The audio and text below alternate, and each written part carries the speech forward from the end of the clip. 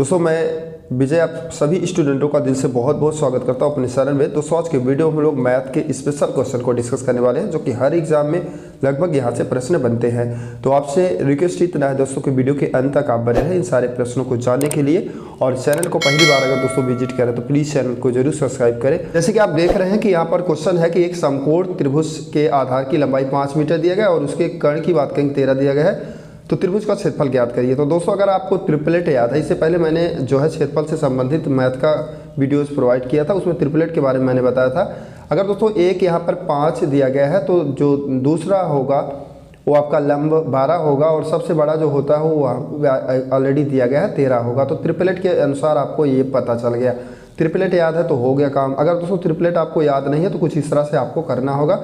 फिलहाल ट्रिपलेट आप जरूर याद कर लें, उससे आपका हेल्प हो जाएगा। तो यहाँ पर ए और बी सी इस तरह से कर देंगे, ध्यान से समझिएगा। और यहाँ पर जो बेस दिया है 5 दिया है, कर्ण की बात करेंगे तो 13 दिया गया है।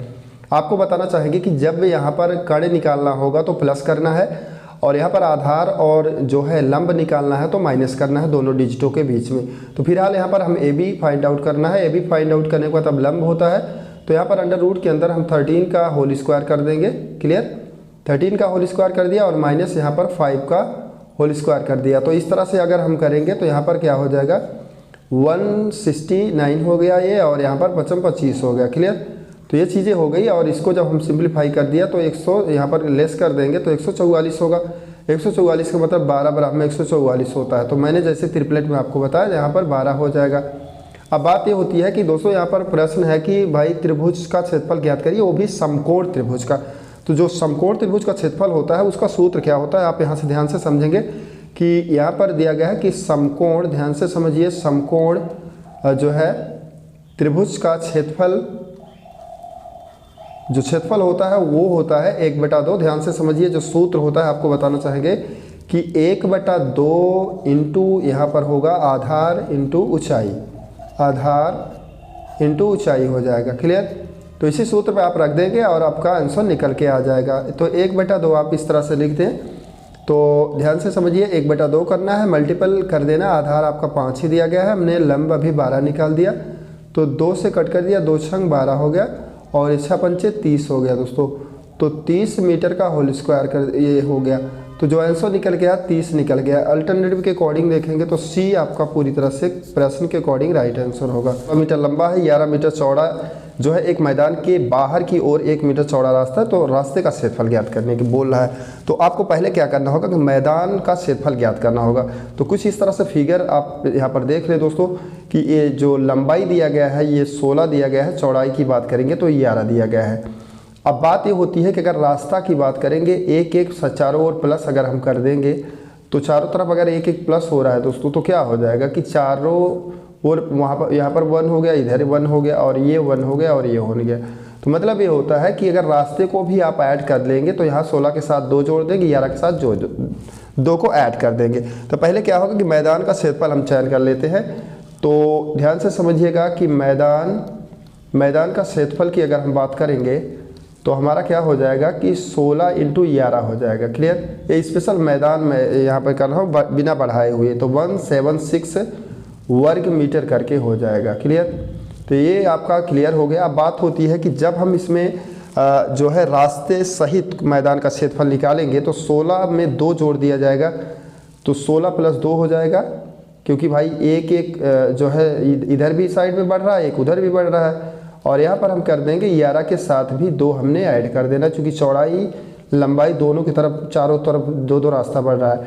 तो हमने 18 कर दिया और यहाँ पर 11 में 2 जोड़ दिया तो हमारा क्या हो गया 13 हो गया। इन दोनों का मल्टीपल कर देंगे दोस्तों तो हमारा क्या आ जाएगा 234 वर्ग मीटर करके आ जाएगा। क्लियर, अब बात होती है केवल रास्ते का क्षेत्रफल पूछ रहा है तो इसमें दोनों इन्वॉल्व है। तो इसमें हम क्या करेंगे क्या कि यहाँ पर 234 में हमने लेस कर देना है जो स्पेशल मैदान का क्षेत्रफल मैंने पहले निकाला था 176। अब इसको हम लेस कर देंगे तो हमारा जो आंसर निकल के आएगा 58 आएगा, लेकिन ध्यान देंगे मीटर में नहीं आएगा बल्कि वर्ग मीटर में आएगा। तो यूनिट को भी विशेष तौर पे ध्यान देंगे। तो प्रश्न के अकॉर्डिंग बी अल्टरनेटिव आपका पूरी तरह से करेक्ट आंसर होगा। जैसे कि दोस्तों यहाँ पे प्रश्न देख रहे हैं कि यदि किसी वर्ग की भुजा में 50% बढ़ा दिया जाए तो उसके क्षेत्रफल में कितना % की वृद्धि हो जाएगा। तो इस तरह से प्रश्न होगा तब बट्टे के रूल से क्वेश्चन को आप सिंप्लीफाई कर सकते हैं। तो यहाँ पर आपको करना क्या होगा कि 2 बार आपको 50 इस तरह से लिख देना है, और प्लस प्लस है तो प्लस कर देना है, और 50 × 50 कर देना है। क्लियर। और अपान में यहाँ पर 100 आपको कर देना है। तो बस यहाँ पर 00 से 00 हमने क्या कर दिया, कैंसिल कर दिया, और यहाँ पर इसको ऐड कर देंगे तो हमारा क्या हो जाएगा कि ये चीज़ें हमारा 100 हो जाएगा, और 100 में हमने क्या करना है 25 इसको ऐड कर देना है दोस्तों। तो अब क्या बात होके निकलेगा कि 125% जो आएगा वही आपका आंसर हो जाएगा। तो इस तरह से ही सिंप्लीफाई करना है।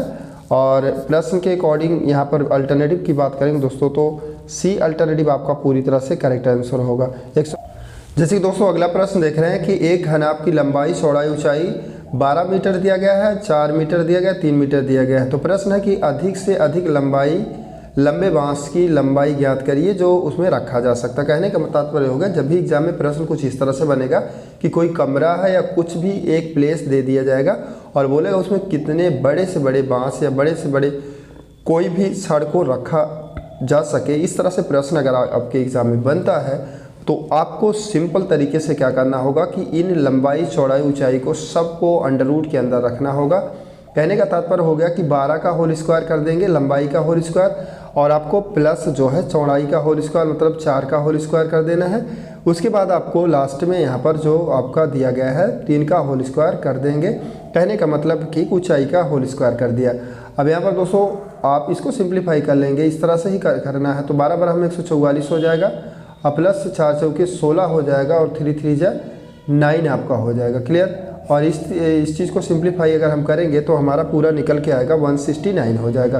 तो 169 का मतलब आप जानते हैं दोस्तों 13 का ये जो है क्या है कि वर्ग है। तो 13 13 में होता है आपका।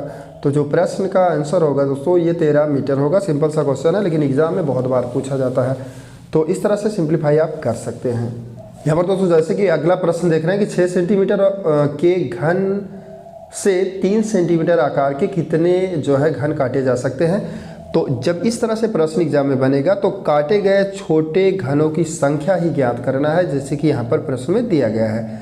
तो दोस्तों यहाँ पर जो है घन की संख्या ज्ञात करना है कि कितने घन कटेंगे। तो बात ये होती है कि इसके लिए क्वेश्चन ये होता है कि भाई इसको बड़े घन का जो आयतन है, बड़े घन का आयतन आपको लिखना है ऊपर। क्लियर। बड़े घन का आयतन लिखने हैं और नीचे आपको करना है क्या कि जिस लंबाई चौड़ाई में काटना है उसको आपको लिखना है, मतलब कि छोटे घन का आयतन। क्लियर। छोटे घन का आयतन जैसे कि जो रिक्वायरमेंट्स है। तो घन है तो एक्चुअली तो 3 बार यहाँ पर 6 को आपको कर देना है इस तरह से, और कट दोस्तों करना है 2 3 के अंतर्गत। तो 3 को भी हमने 3 बार करना है चूँकि घन से संबंधित प्रश्न है। तो 3 2 जा हो जाएगा, इस तरह से सब कट कर दिया। तो भाई ये क्या होगा कि 2 दूनी 4 दूनी 8 हो जाएगा। तो बस इतना ही करना है और आंसर होगा डी अल्टरनेटिव। आपको बता तो जैसे अगला प्रश्न देख रहे हैं कि एक दुकानदार अंकित मूल्य पर 10% छूट देने के बाद भी 26% का लाभ कमाता है। आगे प्रश्न है कि यदि यहाँ पर क्रय मूल्य 800 रुपया दिया कर अंकित मूल्य ज्ञात करिए। तो सिंपल सा क्वेश्चन है कि यहाँ पर आपको डायरेक्टली क्या करना होगा कि जो पूछ रहा है वो आपको फाइंड आउट कर लेना है। अंकित मूल्य बराबर आपको दोस्तों यहाँ पर करना क्या होगा कि यहाँ पर जो आपका दिया गया है 800 रुपया लिखना है, और 10% छूट का मतलब यहाँ पर आपको 100 अपान कर देना है 90। क्लियर। इसको और लॉन्ग मेथड से भी लगाया जा सकता है। फिलहाल यहाँ पर 60 लगा करके हम क्वेश्चन को क्लियर कर देते हैं। तो 26% लाभ का मतलब 126/100 हो जाएगा। बस इसी को आपको सिंप्लीफाई कर लेना है। सिंप्लीफाई करने का मतलब है कि यहाँ पर 100 से 100 को कैंसिल कर लेंगे, और 90 से हमको यहाँ पर कट कर देना 126 को। तो हमारा क्या आ जाएगा, एक बार यहाँ पर हम कट करके चेक कर लेते हैं। 800 को लिख दिया और 100 अपान यहाँ पर 90 कर दिया, और यहाँ पर मल्टीपल 126 बटा यहाँ पर कर दिया 100। दोस्तों 100 से 100 हमने कैंसिल कर दिया, 1 0 से 1 0 यहाँ पर कैंसिल कर दिया। 9 से यहाँ पर अगर डिवाइड कर देंगे दोस्तों तो क्या आएगा, तो हमारा 14 आ जाएगा। क्लियर। तो अब यहाँ पे बचा क्या है कि 80 और यहाँ पर 14 दो डिजिटें बच गई हैं। तो इनका हमने क्या करना है, गुणा कर देना। 1 1 2 0 करके मल्टीपल हो जाएगा तो ये हमारा मल्टीपल हो गया, तो मल्टीपल कर दिया तो आंसर चेक कर लेते भाई कहाँ है। तो फर्स्ट अल्टरनेटिव में आपका पूरी तरह से करेक्ट आंसर है। देख रहे हैं कि एक व्यक्ति ने एक वस्तु को 1525 रुपये में खरीदता है और 12% लाभ पर बेच देता है। तो प्रश्न है विक्रय मूल्य ज्ञात करिए। तो यहाँ पर ये तो सिंपल सा क्वेश्चन है, लेकिन बहुत बार रिपीट किया गया है एग्जाम में, तो मैंने सोचा यहाँ पर इसका जिक्र कर लेते हैं। जब भी दोस्तों विक्रय मूल्य पूछेगा तो लाभ हानि को ऊपर लिखना है, क्रय मूल्य पूछेगा तो लाभ हानि को नीचे रखना है। तो विक्रय मूल्य बराबर होता है कि क्रय मूल्य आपका दिया गया है जो उसको आपको नोट कर लेना है और लाभ को ऊपर लिख देना है। 12% लाभ है तो 112 आपको ऊपर लिखना है। अगर हानि है तो 100 में घटाइए और लाभ है तो 100 में जोड़िए, बटा 100 कर देंगे। अब इसको हमने सिंप्लीफाई कर लेना है। सिंप्लीफाई करेंगे दोस्तों तो जो आंसर निकल के आएगा 1708 करके आपका आंसर आ जाएगा। तो केवल आपको ध्यान ये देना है कि विक्रय मूल्य पूछेगा तो लाभ हानि को, प्रॉफिट लॉस को ऊपर लिखना है और अगर आपका क्रय मूल्य पूछता है तो लाभ हानि को नीचे रखना है। तो फर्स्ट अल्टरनेटिव प्रश्न के अकॉर्डिंग आपका राइट आंसर होगा।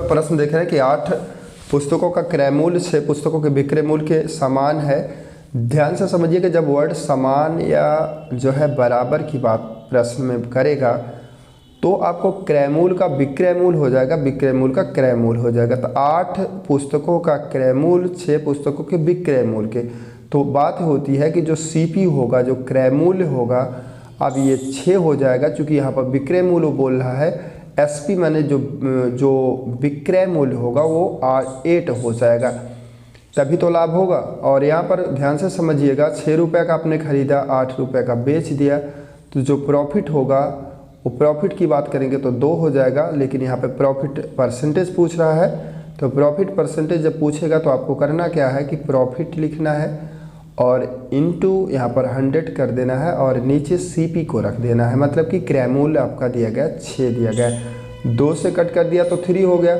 और 100/3 का मतलब होता है कि जो आंसर निकल के आएगा दोस्तों वो यहाँ पर जो है दशमलव में आ जाएगा कि 33 दशमलव यहाँ पर आपका जो है 3% समथिंग करके आ जाएगा। तो डी अल्टरनेटिव प्रश्न के अकॉर्डिंग आपका राइट आंसर होगा। तो ध्यान से समझिएगा दोस्तों, जब भी यहाँ पर बराबर या समान की बात करेगा क्रय मूल्य विक्रय मूल्य में, तो आपको क्या करना होगा कि क्रय मूल्य को विक्रय मूल्य कर देना है, विक्रय मूल्य को क्रय मूल्य कर देना है। और जैसे दोस्तों यहाँ पर प्रश्न देख रहे हैं कि 200 तक ऐसी कितनी संख्याएं हैं जो 2 और 3 दोनों से विभाज्य हैं। तो इस तरह से जब प्रश्न एग्जाम में बनेगा तो पहले जो डिजिटें अवेलेबल कराई गए हैं उसका आपको लासा निकाल लेना है। तो 2 3 का लासा 6 हो जाएगा। अब करना क्या होगा कि इन डिजिटों में जो 200 आपका दिया गया है, अब यहाँ पर भाग लगाना होगा। तो भाग लगाएंगे जो आप लासा निकाले हो, तो 6 से कर देंगे, 6 3 18 हो जाएगा और लेस कर दिया तो 2 हो गया और फिर 0 ले लिया, फिर से किया तो 3 बार गया और फिर से 18 हो गया। जो रिमाइंडर होगा वो 2 हो जाएगा। अब पॉसिबल नहीं कि 6 से भाग चला जाए, तो जो 33 होगा दोस्तों वही आंसर होगा। इस तरह से प्रश्न जब बनेगा तो कुछ आपको करना क्या, उन डिजिटों का एलसीएम ले लेना भाग। जैसे कि दोस्तों यहाँ पर देख रहे हैं प्रश्न है कि 2 संख्याओं का रेशियो 3:4 दिया गया, लासा 240 दिया गया है। तो प्रश्न है कि छोटी संख्या ज्ञात करिए।